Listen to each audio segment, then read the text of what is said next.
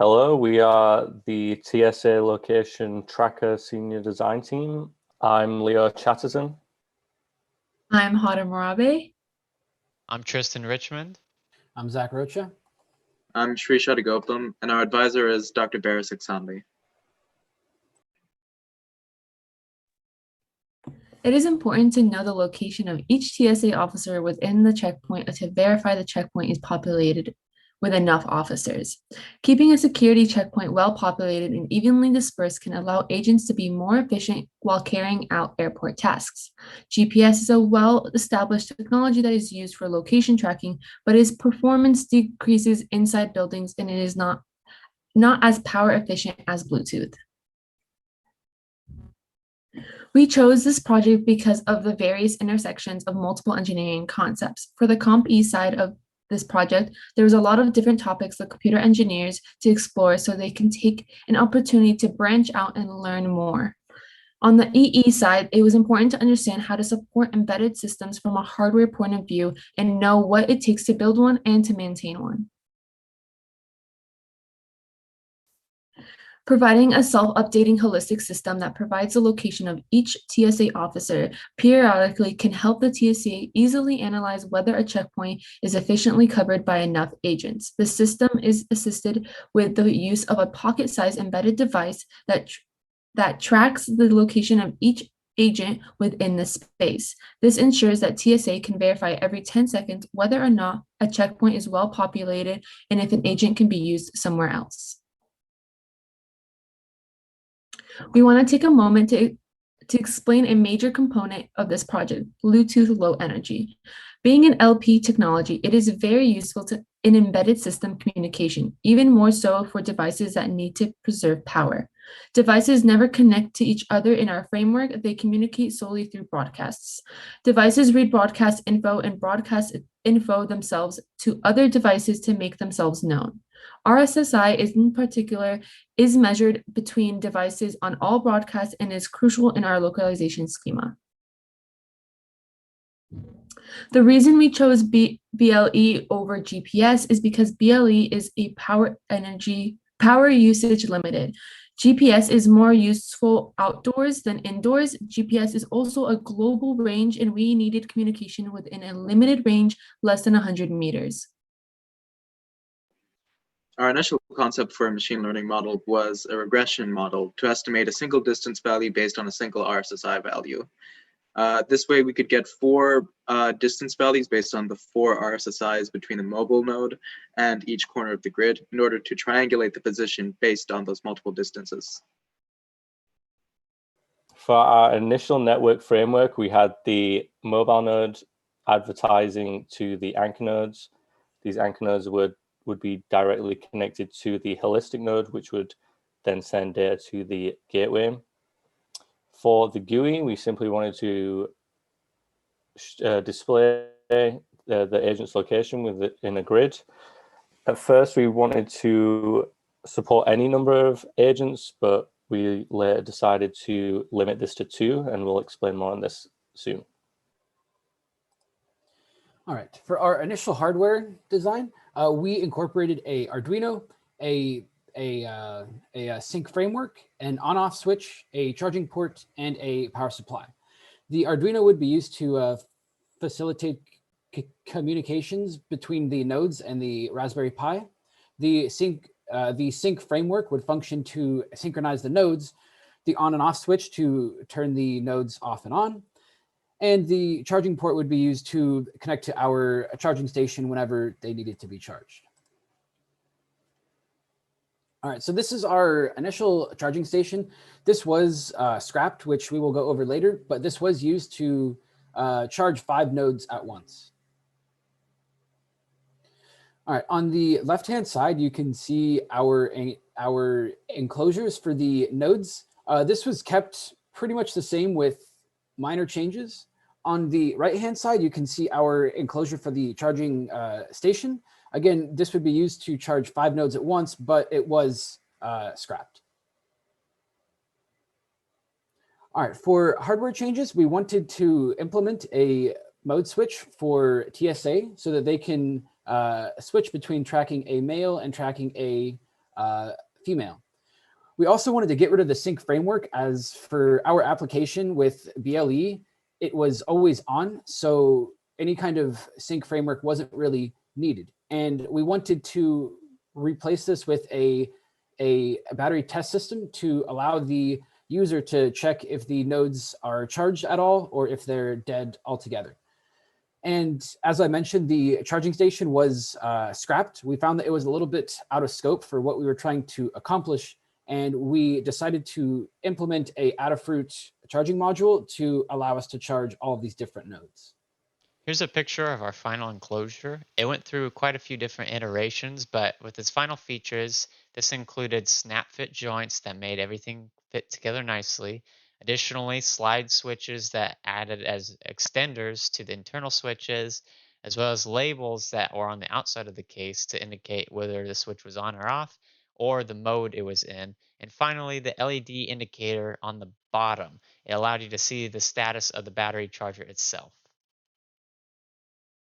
Changes we made to the network framework. So instead of the anchor nodes being directly connected to the holistic node, we now advertise the anchor nodes and the mobile nodes to the holistic node. This made communication to the holistic node simpler, and now the holistic node communicates directly to the GUI using MQTT message passing.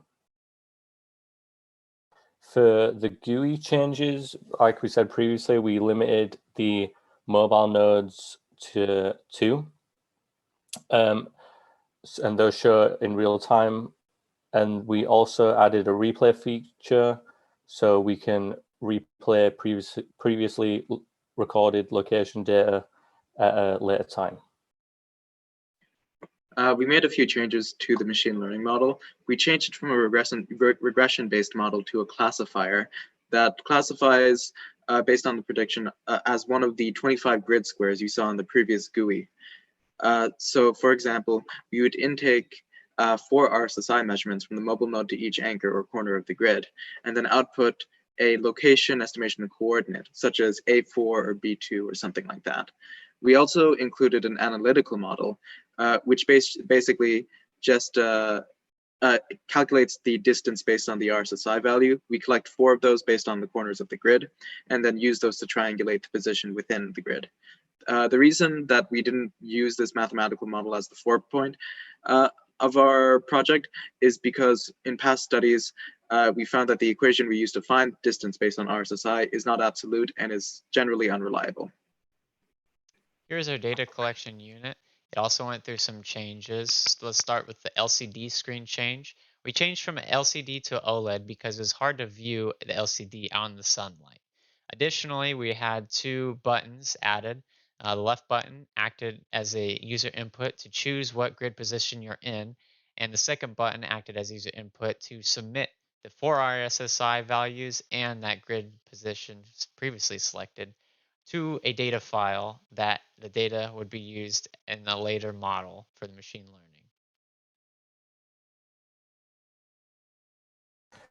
learning. A quick description of the system. So we have these collection of devices that essentially track and record an agent's location in a predefined grid using low energy Bluetooth. These devices consist of a mobile node that advertises every 10 seconds to the anchor nodes on the corners of the grid. These anchor nodes measure, and which is essentially the Bluetooth signal strength between the anchor and the mobile node. This value is then sent to the holistic node for each 4 anchors. And the holistic node sends this data to a machine learning model, which takes these 4 RSSI values and predicts the grid square location of the mobile nodes or the agents. This grid square position is then sent to the GUI, which is then displayed in real time. So here's our mobile node. It is battery powered, and there are 2 of these in our system. It acts as a data collection device that advertises the gender and the name of the mobile node itself outwards to the anchor nodes. All 4 anchor nodes in the corners scan this data and take it At the anchor nodes, they are also battery powered, but they take the data that was sent by the mobile nodes and forward them towards the holistic node. So the holistic node has them all together. Contrary to the other two devices, the holistic node is powered via an outlet, and it gets the 4 RSSI values from each anchor and acts as the input to the machine learning model that is located on the holistic node. After generating a prediction value, it publishes that via MQTT over to the GUI. It also acts as a server from which MQTT messages can be published. So putting all this information together, we can find a visual model to represent our project. So as you can see, only 2 mobile nodes exist in the grid at a given time. They both advertise their location or their RSSI values as well as their names to each anchor node. And then all of those anchor nodes then send those RSSI values and the names to the holistic node. The holistic node uses this information to generate a prediction for each of the mobile nodes. And then using MQTT message passing, it publishes that information over to the GUI, which updates every 10 seconds in real time. Some examples of the major technologies we use in this project is MQTT, as we noted before, for its communication between the holistic node and the GUI. And we also used scikit-learn, which is an integral machine learning API that was the basis for a lot of the models that we trained and tested. So to consider this system functional, we had to meet some of the requirements listed here. So for the accuracy of the predictions, we wanted them to be 90% accurate, meaning we wanted 90% of the grid square predictions to be accurate. And then for the holistic node, we have to, the holistic node has to receive all 4 RSSI values in order to make an accurate prediction. So one of the requirements is that it displays all anchor RSSI values. For the GUI, we wanted it to display in real time. So requirement is that it updates the location data every 10 seconds. For electrical user specs, we wanted a battery life of about 8 hours, and you'll see that we were able to get it to about 23.8. Additionally, we also wanted a battery module LED, which indicates charge status. For coursework applied on the EE side of things, we found that some of the soldering skills as well as debugging skills that we picked up from some of the EE labs were used for the EE side of things. For the computer engineering side, there was a lot of the coursework we applied, especially the embedded systems, programming and operating systems classes. Let's talk about the bugs that we encountered alongside the process. Starting with the data collection node, we had button debouncing issues that made the buttons oversensitive or undersensitive, which would make it kind of hard to collect data accurately. By adding a debouncing timer, we were able to smooth out that process and make sure the button wasn't pressed too many times, more than we desired. Additionally, we had issues with the anchor nodes scanning for too long and not having the correct RSSI values present. So by adding a periodic scanning implementation, we could have that scanning function be reset every so often. Let's talk about the final implementation now. Starting with the service data section, we wanted to display the RSSI value in the service data, but we were having issues with its public access in the way we implemented it. So we went ahead and utilized one of the preset services with the BLE stack because those were guaranteed to be public and visible. And this made sure that our initial idea worked still.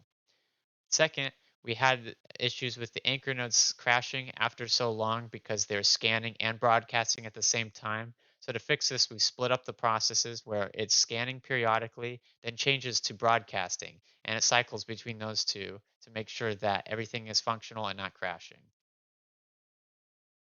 For the last embedded device, we have the holistic node, which had issues with the anchor nodes not being visible after so long.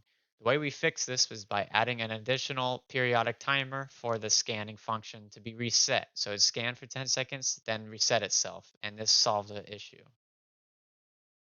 So one thing to note when debugging our machine learning model is that the accuracy nosedived.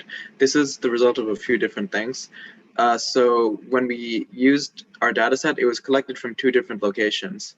Moreover, we had an imbalanced data set, meaning that the class distribution of each of those grid squares mentioned earlier are uneven. When we accounted for these issues, we were able to get an accuracy on the testing data set of about 80%. Also, one preliminary model that we use called SVM, or Support Vector Machine, historically performs very badly in real-time data for imbalanced data sets. But even when we found out about these issues and addressed them, we found that in the field, our models still did not work, which we'll explain why later. All right, for the hardware side of things, our first issue that we ran into is that our Arduino was not properly grounded to our PCB. This was a very simple fix. Our biggest issue is that the Arduino was not properly powered. We were powering it through the VN pin, and we found that the VN pin isn't meant to be used for power. So we had to move this trace over to the 3.3 volt pin. And along with this, we had to cut some traces and add some new ones. Our last issue was with our Adafruit charger.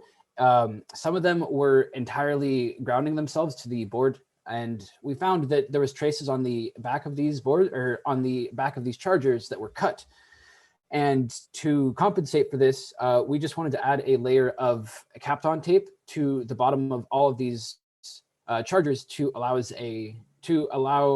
act as a safety layer, so that the Adafruits don't ground themselves to the board.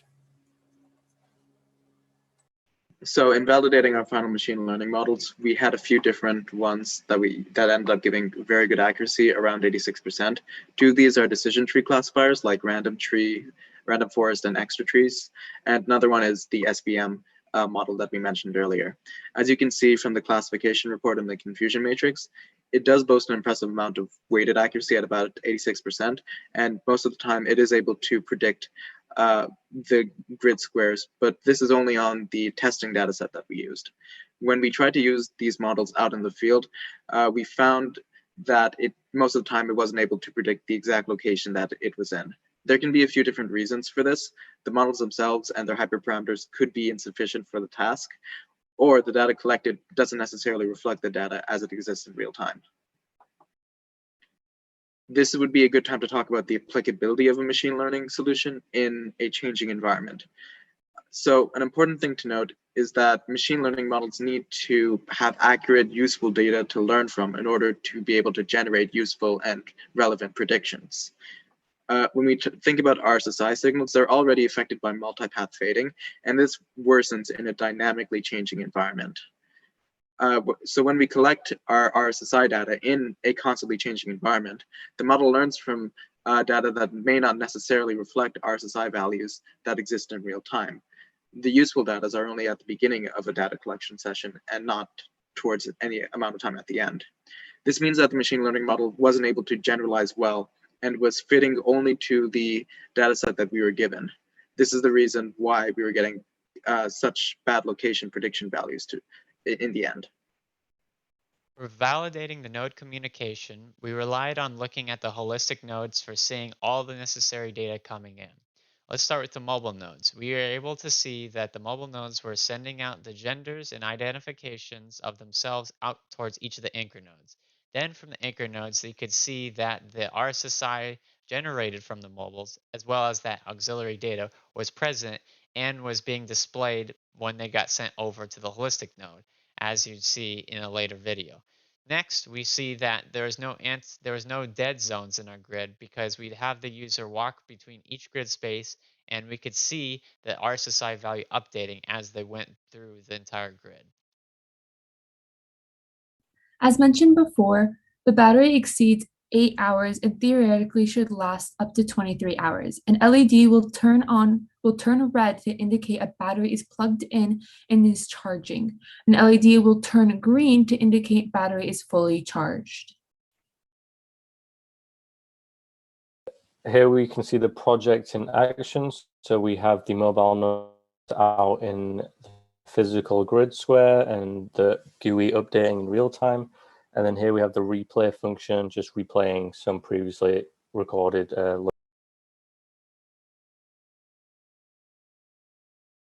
In terms of what I learned, I gained a lot more experience designing GUIs using XAML, and I also got the chance to use the C# programming I learned in class and applying it to a real-world application.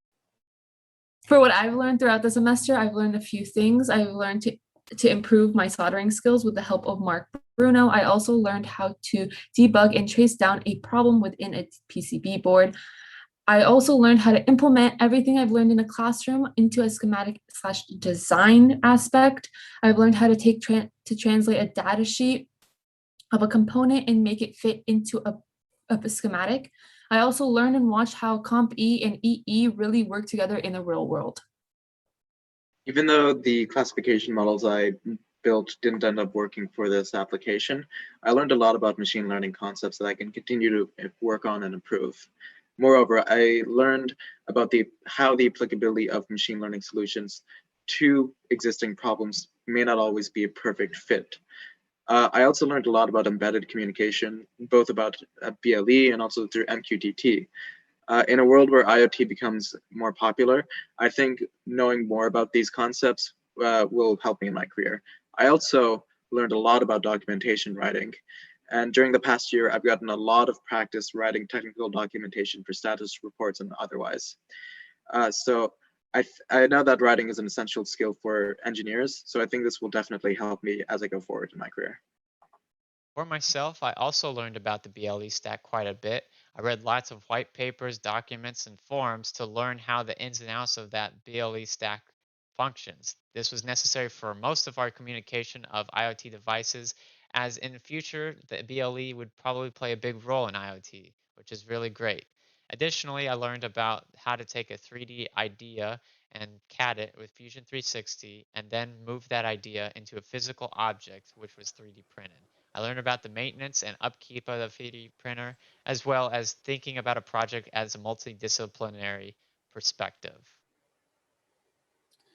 For what I've learned a lot about KiCad throughout this whole process, from making the actual prints itself to making the sketch, as well as working with the layout for the PCB itself with creating it and making edits.